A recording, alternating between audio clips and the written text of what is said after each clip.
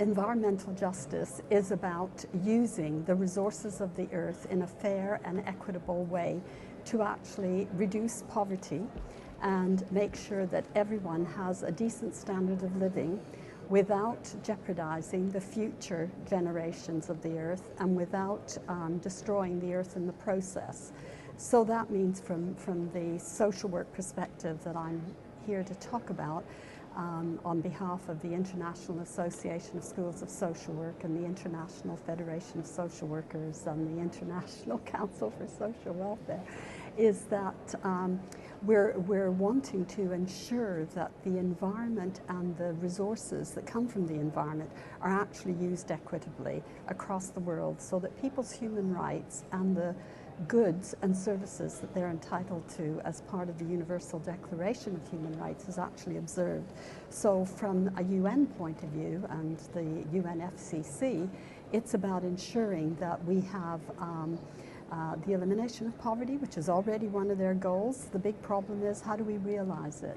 And social workers can help in realizing that environmental justice by mobilizing people at the grassroots level. And that's where bringing into reality kind of like new technologies like solar stoves and things like that can actually benefit from social workers who are actually working with people on the ground as community development workers to change things. I think the other thing that social work does, which nobody else does, is ask awkward questions. And one of them for environmental justice is actually, why are we using a model of industrial and social development that is already past its sell-by date?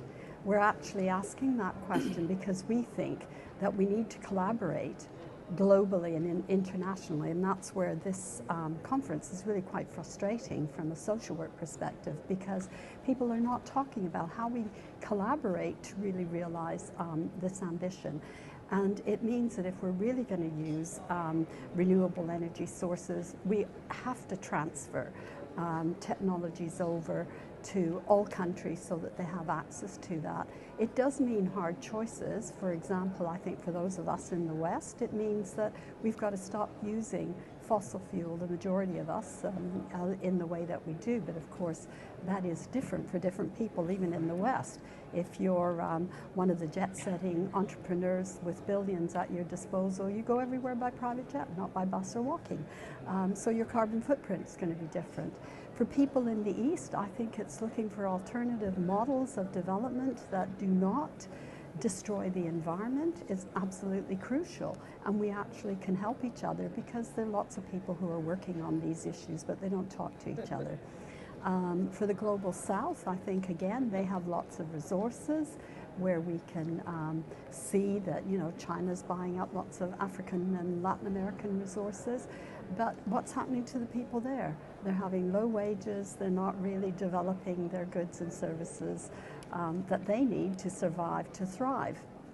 So I think if we actually collaborate more and look at holistic approaches, then it's more likely that we'll get our environmental justice, which basically is about a decent life, standard of living for everyone without costing the earth, if we're going to summarize it in a couple of words.